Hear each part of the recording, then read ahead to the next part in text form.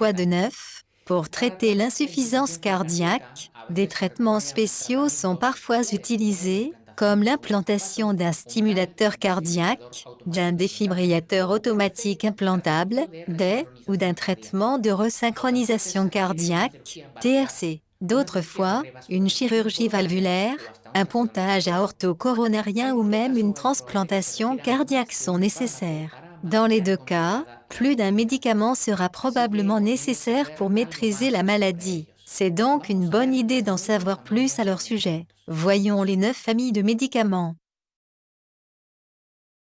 Ce qu'ils font, c'est empêcher le corps de créer de l'angiotensine, qui rétrécit les vaisseaux sanguins. Cela détend les vaisseaux sanguins et abaisse ainsi la tension artérielle. Ainsi, le cœur n'a pas à travailler autant, et la survie et le pronostic de la maladie sont améliorés. Comme tout médicament, il a des effets indésirables. Ils peuvent causer de la faiblesse, des étourdissements dus à l'hypotension artérielle et une toux sèche. Il provoque aussi parfois des éruptions cutanées, rarement, un gonflement des lèvres ou de la gorge. Mais si c'est le cas, vous devez le dire au médecin immédiatement. Quelles sont les recommandations à prendre en compte en ce qui concerne l'IECA? Eh bien, les prochaines. La tension artérielle doit être surveillée fréquemment. Il est préférable de prendre des médicaments au coucher afin de prévenir les étourdissements dus à une chute de la tension artérielle.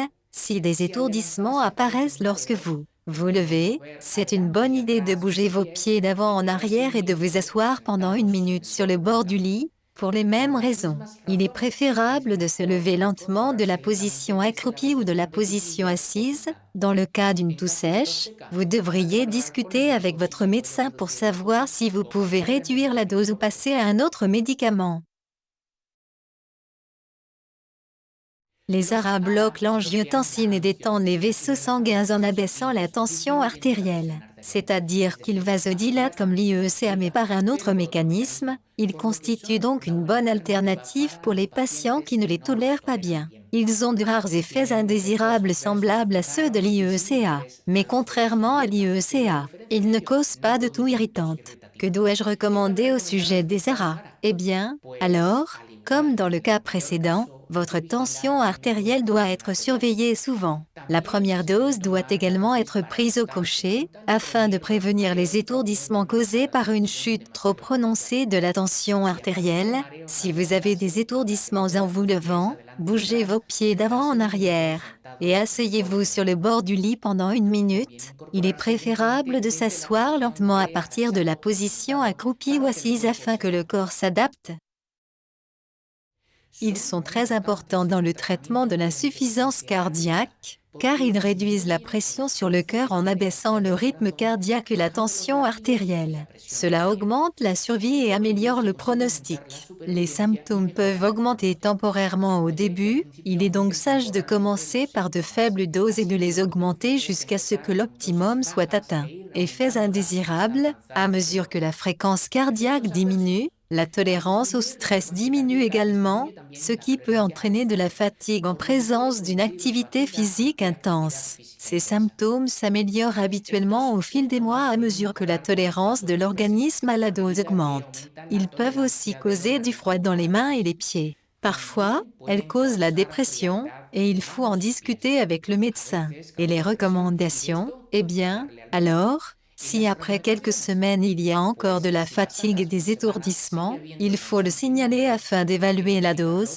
Si vous souffrez d'asthme, la situation peut s'aggraver. Alors dites à votre médecin si vous avez eu des difficultés respiratoires. Les bêta-bloquants ne devraient pas être interrompus brusquement. Le médecin devrait être informé si la dose est réduite ou si on les arrête. Ces médicaments éliminent l'excès d'eau et de sel de l'organisme, de sorte que le cœur n'aura pas à bouger autant de liquide, et vous serez même en mesure de mieux respirer, car ils soulagent la congestion pulmonaire. Ils réduisent l'enflure des membres inférieurs et le poids. Donc, même si le pronostic ne s'améliore pas, les symptômes s'améliorent. Ils peuvent également entraîner des effets indésirables, tels que des étourdissements, une faiblesse musculaire et des crampes. Gardez à l'esprit qu'ils sont très puissants, et nous obligent à aller aux toilettes environ 1 heure après avoir pris le diurétique. C'est pourquoi nous devons en tenir compte si nous allons quitter la maison ou si nous allons dormir. Il est conseillé de vous peser fréquemment pour vérifier si vous avez perdu trop ou pas assez de liquide.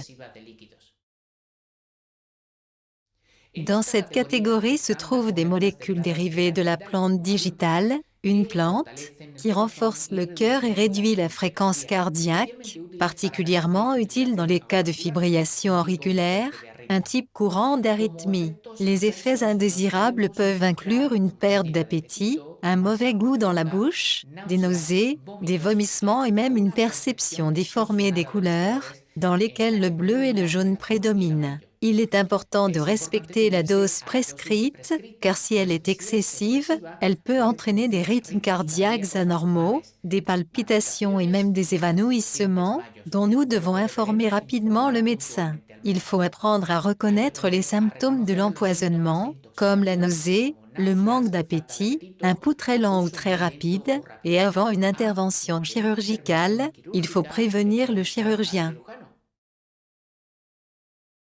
Il dilate les vaisseaux sanguins, surtout les veines. Cela provoque une certaine stagnation et diminue le volume de sang qui retourne au cœur, ce qui améliore la circulation sanguine et soulage la tension artérielle et ses symptômes. Ils peuvent être administrés sous forme de comprimés ou de timbres, qui doivent être enlevés pour dormir afin de maintenir leur efficacité. Dans cette famille de médicaments, il est nécessaire de mettre l'accent sur la nitroglycérine, d'action rapide, qui est administrée en spray ou en comprimé sous la langue, très efficace pour soulager la douleur de l'angine de poitrine. Effet néfaste des nitrates, étourdissements en cas d'incorporation soudaine, par suite d'un changement de la tension artérielle, de maux de tête, de bouffées de chaleur ou de palpitations. En ce qui concerne les recommandations, nous nous référons à ce qui a été dit avec les AC et les ARA, car ils abaissent tout la tension artérielle et peuvent provoquer des étourdissements, avec le risque de chute et de fracture de la hanche qui en résulte.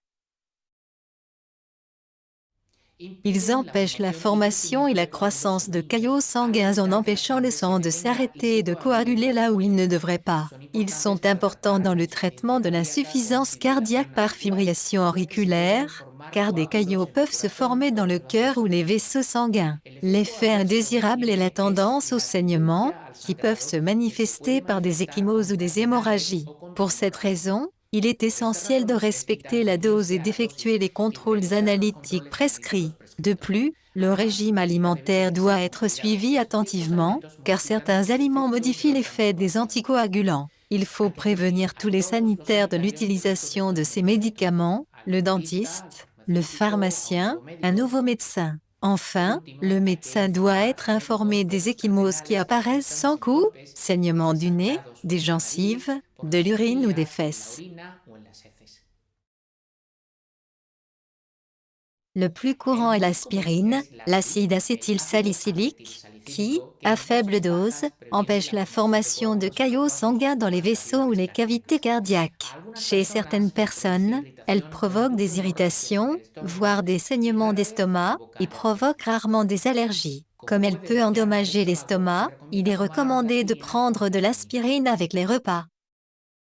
Ils sont utilisés pour réduire la quantité de cholestérol dans le sang. Leur utilisation fait l'objet de controverses, puisqu'elles peuvent, au mieux, augmenter de quelques jours l'espérance de vie et qu'il ne semble pas s'agir de réduire le LDL, le mauvais cholestérol, et ce, avec des effets néfastes qui peuvent parfois être importants, comme les douleurs musculaires. Je laisse dans la description une étude qui appuie ce point de vue et remet en question l'hypothèse du cholestérol, ainsi qu'un lien vers un outil pour évaluer la pertinence de la prise de statine. Dans tous les cas, la plupart des statines agissent pendant 6 à 8 heures, de sorte qu'il est généralement prescrit la nuit, lorsque le foie fait le plus de cholestérol. Pour l'instant, pour aujourd'hui, nous continuerons à abonder dans les prochaines vidéos sur l'insuffisance cardiaque. Merci beaucoup.